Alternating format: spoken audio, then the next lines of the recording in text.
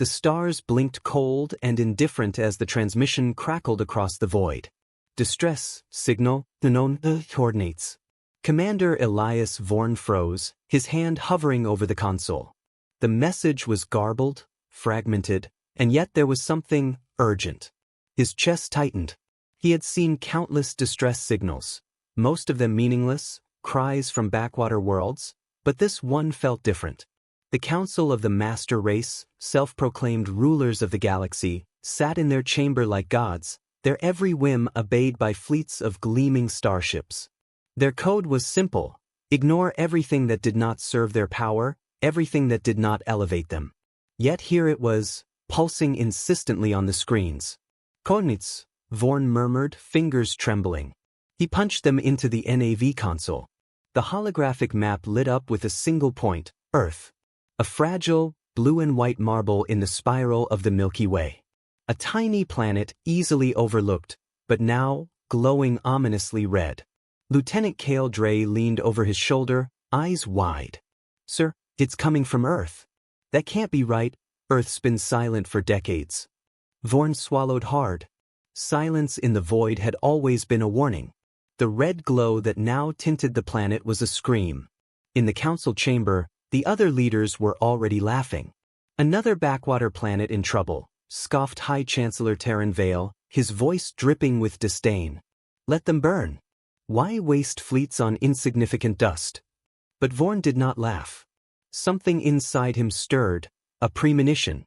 The reports coming through the comms were fragmented, but horrifying. Cities disappearing in flashes of light, electromagnetic storms tearing through the atmosphere, millions of lives vanished in seconds. And the color, that unnatural, blood-red hue, it was spreading across the planet like ink in water. Vorn's console beeped again.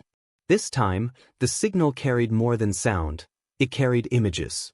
He recoiled as he saw towering shadows moving through burning cities, structures floating impossibly above oceans, figures both metallic and organic, gliding silently over what remained of civilization. "They're huge," Dre whispered. His hand hovered over the intercom, but no one would listen.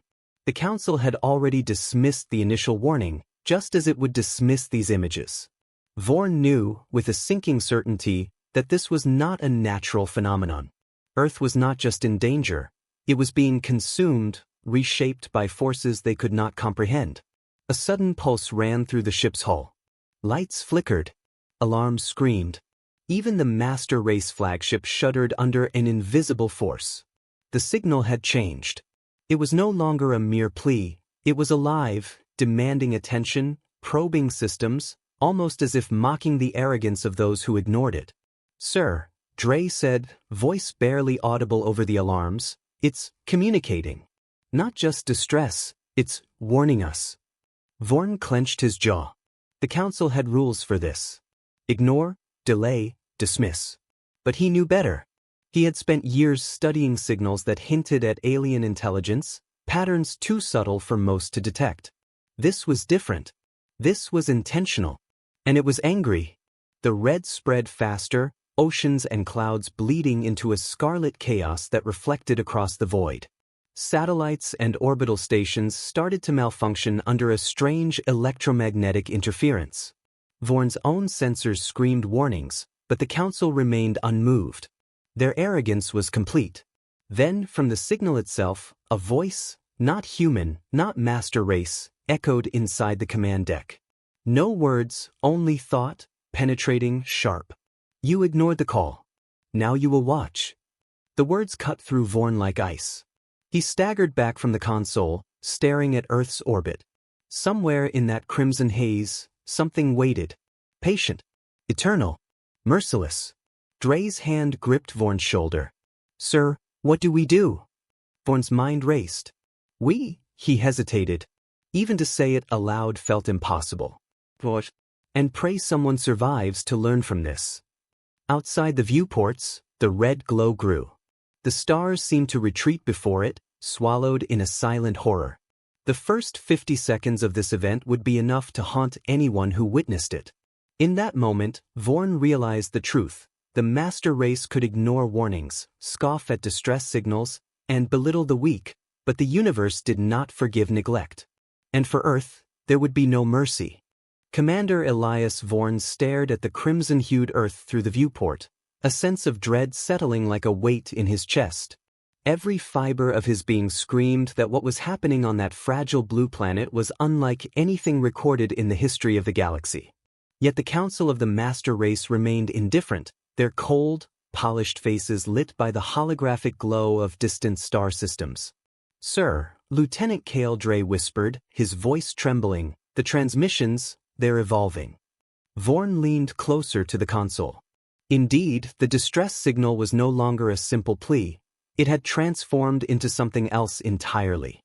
Patterns of light and shadow scrolled across the holoscreens, depicting cities engulfed in red fire, oceans boiling into scarlet, and colossal forms, neither entirely mechanical nor organic, hovering silently above the destruction.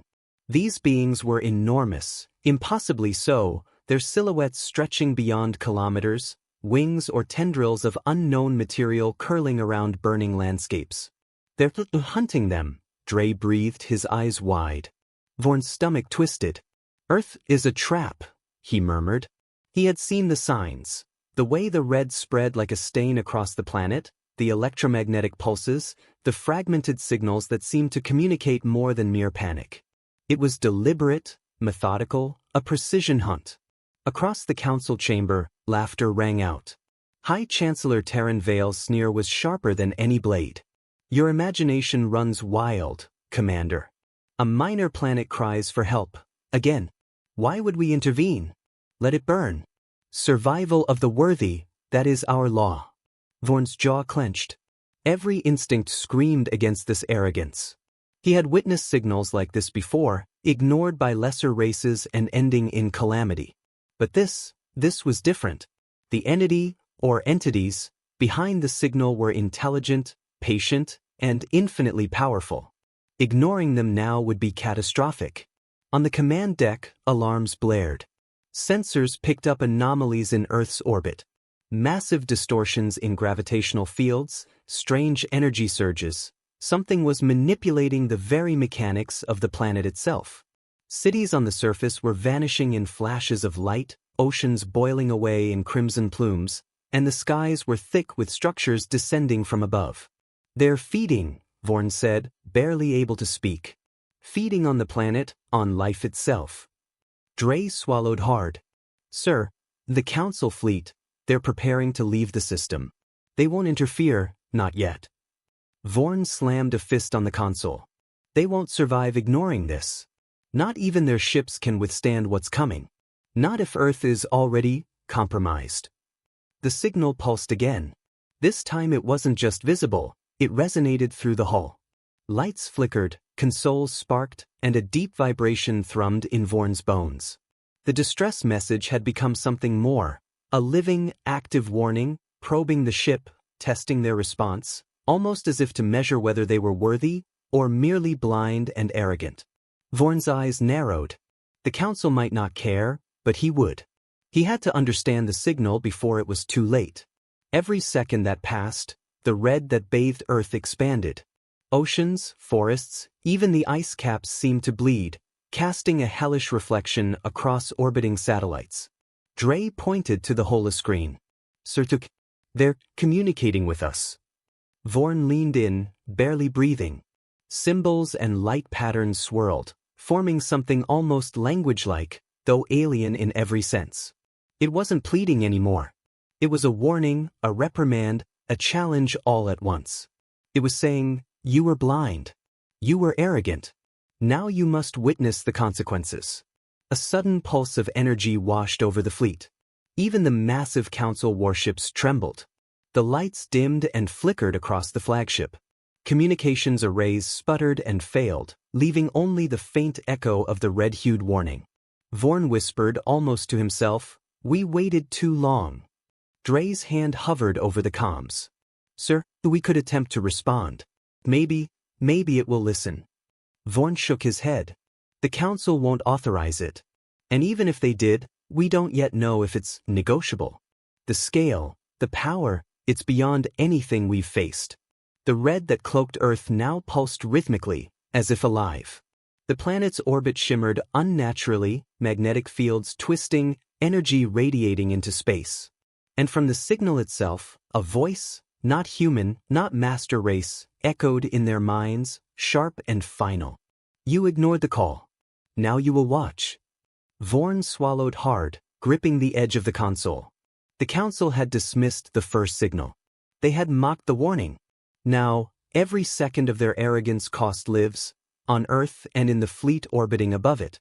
Outside, the red grew brighter, bleeding across the void like a slowly advancing storm. Even from orbit, it was clear. Something was coming, something patient, methodical, and unstoppable. And it was no longer a warning, it was the prelude. Vorn turned to Dre. We can't rely on the council. If this continues, nothing will remain. Not Earth. Not the fleet. Not even the stars as we know them. We must watch. We must record. We must survive to tell the tale.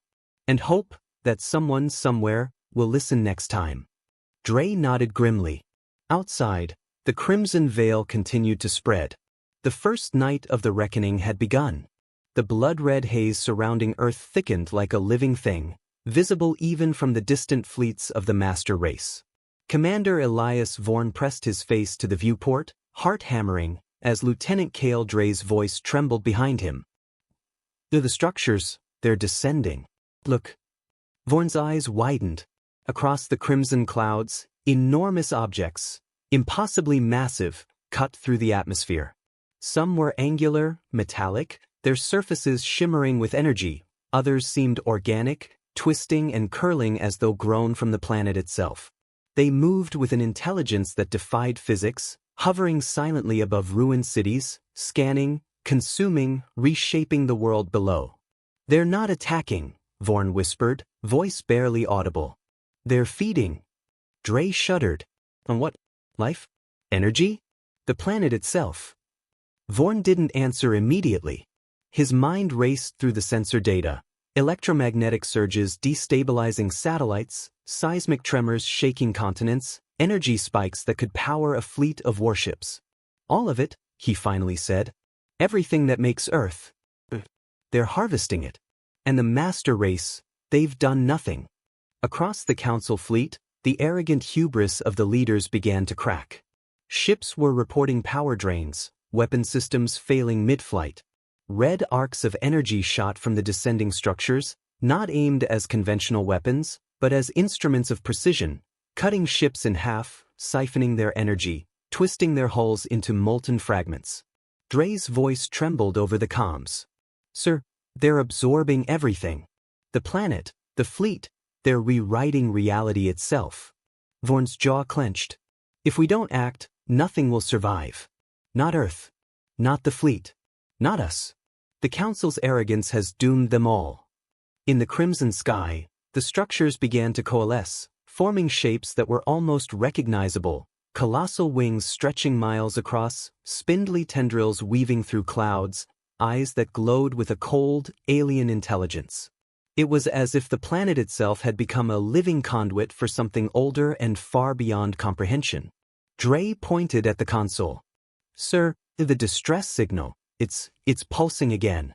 Stronger. Different. Like it's trying to communicate with us. Vorn leaned closer, heart pounding. The signal wasn't pleading anymore. It was instructing, guiding. Pulses of red light traced geometric patterns across the holoscreens, forming shapes and sequences that felt deliberate, intelligent, almost human in design, yet far too advanced. The planet built a message, Vorn said slowly. Not a warning, a map. A key. Maybe even a weapon. Something to stop this. Dre's hand hovered uncertainly over the comms. We should warn the Council. Vorn shook his head. Too late. They wouldn't listen until it was too late. Oh, it already is. Outside, the red pulsed rhythmically, a heartbeat of destruction. Oceans boiled into crimson steam. Cities disintegrated under beams of energy that reshaped matter itself. The planet's rotation faltered, wobbling slightly in orbit. Satellites, once beacons of technological achievement, disintegrated midair, twisted into molten filaments before vanishing entirely. A sudden pulse of light swept across the fleet. Even the massive Council warships trembled under its force. Vorn's console screamed with warnings, shields overloaded, power surges, hull integrity failing. The red energy wasn't just powerful, it was intelligent. It adapted. Learned. Dre's voice caught. Sir, it's coming for us. Directly. Vorn's stomach sank. The structures, once confined to Earth's orbit, now moved outward, reaching into the fleet. Ships were sliced apart with precision beams, their debris swallowed by the red haze like droplets in a storm. Vorn gritted his teeth. If they destroy the fleet, no one will even survive to remember Earth. The distress signal pulsed again.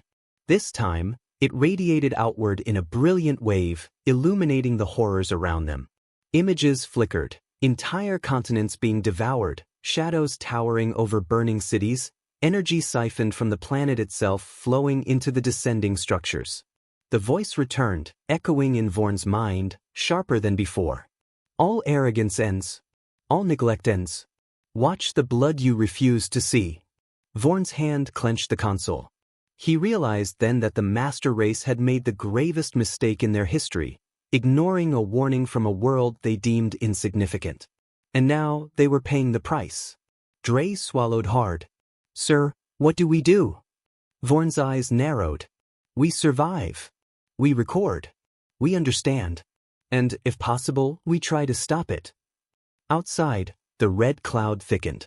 The pulse of the planet intensified, a living, breathing force of energy and intelligence. The first signs of hope, or revenge, were beginning to form within the very chaos that threatened to consume them all. For the first time, Vorn understood Earth wasn't just a planet in peril. It was a sentient entity, awakened and unyielding, and the master race had ignored its call at their own peril. And somewhere in the blood-red orbit, the hunters and the hunted were about to collide. The master race fleet had finally taken notice, but it was already too late. Commander Elias Vorn stared at the viewport, gripping the console until his knuckles whitened. The red haze enveloping Earth pulsed like a living heart, massive structures descending from orbit and shifting with impossible intelligence. Ships that had once seemed invincible now trembled under the unseen force. The Council's arrogance had blinded them, and the price was becoming horrifyingly clear. Sir, Lieutenant Kale Dre said, voice tight with tension, they're attacking the fleet. Not Earth, the fleet first. They know we're here. Vorn's stomach sank. Every sensor screamed the same truth. The Crimson entities weren't just predators, they were strategists. Beams of red energy lanced across space with surgical precision, slicing through the hulls of Council warships. Explosions erupted silently but violently in the void, twisting ships into molten shards before they could react. High Chancellor Terran Vale barked orders, but the fleet was already crumbling. Weapons fired, but the red energy absorbed every blast, redirected it, and struck again with devastating force. Shields overloaded, engines melted, and massive cruisers that had survived centuries of warfare were vaporized in moments. Vorn leaned over the console, scanning the holoscreens. They're not invincible, but they adapt. They learn from every strike. Conventional weapons are useless. Dre's eyes widened as the next wave of structures descended. Sir, they're forming shapes, wings, tendrils, eyes, almost sentient. Vorn swallowed hard. The planet itself seemed alive. The red glow was not merely energy, it was intelligence. Every pulse, every shift in the cloud, every movement of the massive structures was deliberate. The entities were studying the fleet, testing for weakness, and exploiting it with terrifying efficiency. A new transmission pulsed through the command deck. Not garbled, not fragmented. Clear, direct, and terrifying. All arrogance ends. All neglect ends. Witness your pride in ruin. Dre's hands shook. To the Council, they won't survive this. Vorn's jaw clenched. He had anticipated arrogance, yes, but not complete annihilation. They won't. And neither will most of us if we don't act. The first of the Council's flagship cruisers was sliced in half. Debris and fire spiraled into space, the hull twisting unnaturally, as if the red energy reshaped matter itself. Smaller ships fared no better, vaporized almost instantly under precise beams of crimson light. "Sir," Dre said, pointing at the console, "the distress signal, it's stronger now. Pulsing, like it's trying to direct something." Vorn's eyes narrowed. He had suspected it before, but now he knew. The signal wasn't just a warning. It was a key, a weapon, or a map embedded within Earth itself. If activated, it might be the only chance to stop the destruction. But using it meant diving closer to the red vortex than anyone dared. "Prepare a strike team," Vorn said, his voice steady despite the chaos. "We're going in. Dre, you're with me." Dre's eyes widened in disbelief. "Sir, that's suicide. Even the Council fleets?" Vorn shook his head. "No, not to fight. To understand. If we survive, we might save what remains. If we fail, at least we'll know the truth." Outside, the red pulsed stronger.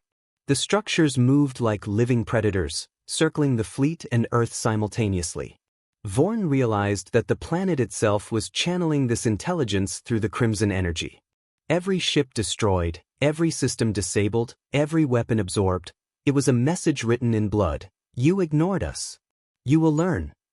Dre swallowed. "Sir, they're the Council. They're trying one last volley." Massive plasma cannons fired, filling space with streams of blazing energy. But the crimson structures absorbed, reflected, and redirected every shot. One by one, the Council's ships were reduced to debris, drifting silently in the void, energy streams leaking into the red haze. Vorn's teeth clenched. The master race had always believed power guaranteed survival. Now they learned the horrifying truth: arrogance was fatal. The pulse of the planet surged again, this time brighter, larger, almost sentient in its movement. The distress signal guided it, forming geometric patterns visible across orbiting debris and intact ships. Vorn realized in that moment, Earth was not helpless. It was fighting back, but not in the way the fleet expected. Dre's voice was barely audible. "Sir, it's beautiful, in a terrifying way." Vorn didn't answer. His eyes were fixed on the vortex, on the pulse of intelligence and power, and on the path they would have to take to survive. If the master race had ignored the first warning, now they would see the cost. And for the first time, Vorn felt the weight of responsibility, not to the Council, not to glory, but to the fragile world still burning below the crimson sky. Somewhere in the blood-red orbit, the hunters and the hunted were poised for a collision that could decide the fate of a planet, a fleet, and perhaps the galaxy itself. Commander Elias Vorn gripped the console as the crimson vortex of Earth's orbit swirled violently before him. The master race fleet had been shattered, massive warships reduced to drifting molten debris, and the planet below pulsed with a terrible, alive energy. Every instinct screamed at him. They were witnessing the reckoning firsthand. "Dre," Vorn said, voice low and tense, "we have one chance to survive, and maybe save what's left. We take a strike force and go in. No fleet, no backup. Just us, the signal, and Earth." Lieutenant Kale Dre's eyes widened. "Sir, that's insane. Even the Council's strongest vessels couldn't withstand the red energy. We'll be annihilated before we reach the atmosphere." Vorn's gaze never wavered. "Then we do what the Council never did. We listen. We act. This is our only chance." The small strike team launched from the remaining cruiser, engines flaring as they dove toward the blood-red orbit. Outside, massive structures of impossible geometry circled, observing, probing, shifting like sentient predators. The pulse of Earth itself seemed to reach out, warning them, guiding them. This is unreal," Dre muttered, gripping the controls. The planet's surface shimmered under the crimson haze, oceans turned to molten red, continents cracked, cities vanished in bursts of energy, but within the chaos, patterns emerged. Pulses of the distress signal aligned with the vortex, forming a geometric lattice of light, almost like a map, almost like a weapon. Vorn understood. It's not just a warning, it's a key. Earth built this whole signal, to defend itself. And now, it's up to us to trigger it. The first structures reacted. Enormous wings of energy descended toward the strike team, beams slicing through space with surgical precision. The smaller ships twisted, dodging impossibly fast, but the crimson energy adapted. Every maneuver was anticipated. Learning. Dre shouted, voice trembling. Vorn gritted his teeth. So we. Focus. Follow the signal. Trust it. The strike team pressed closer to the vortex. The pulse of the distress signal grew stronger, almost deafening in its intensity. The red haze contracted and expanded rhythmically, like a heartbeat, and the structures around them quivered, as if reacting to a command they could not comprehend. Then the voice came again, direct, cold, incomprehensibly powerful. You ignored the call. Now witness. And act if you can. Vorn hesitated for only a moment, then activated the sequence embedded in the signal. Light surged from Earth, a brilliant crimson wave cascading through orbit. The structures recoiled, beams of energy twisting unpredictably as the planet's pulse intensified. Dre's eyes were wide. Sir, it's working. They're retreating. The descending entities began to collapse, coalescing into chaotic clouds of energy, then dissipating into the void from which they came. The red light washed over the strike team and remaining fleet debris, stabilizing the orbit and restoring a fragile balance. Vorn exhaled, though his relief was tempered by exhaustion. The master race had survived, but the fleet was decimated, the council humbled, and Earth scarred beyond recognition. The planet's pulse slowed, settling into a steady rhythm, alive yet dormant. Dre broke the silence, voice shaking. We did it. Somehow. Vorn's gaze remained fixed on Earth's horizon, the blood-red clouds now fading into muted gray and blue. We survived because we listened. Because we acted. The council would never have understood. They never listen until it's too late. Dre nodded slowly. Do you think it will forgive them? Vorn shook his head. Forgiveness isn't part of survival. But Earth, it gave us a chance. That's all any of us could hope for. The strike team drifted silently in orbit, battered but alive, watching the aftermath. The galaxy was a different place now. The arrogance of the master race had been humbled. And somewhere in the void, the stars blinked quietly, indifferent observers of the fragile, scarlet-lit planet that had reminded them all, neglect, arrogance, and ignorance carried a cost far greater than any could imagine. Vorn pressed a hand against the viewport, voice barely a whisper. We ignored the call, but maybe someone else will listen next time. And as the crimson haze finally receded, leaving a scarred yet defiant Earth behind, the galaxy seemed to hold its breath, waiting for the lessons it had learned to ripple outward, or for the next reckoning to arrive.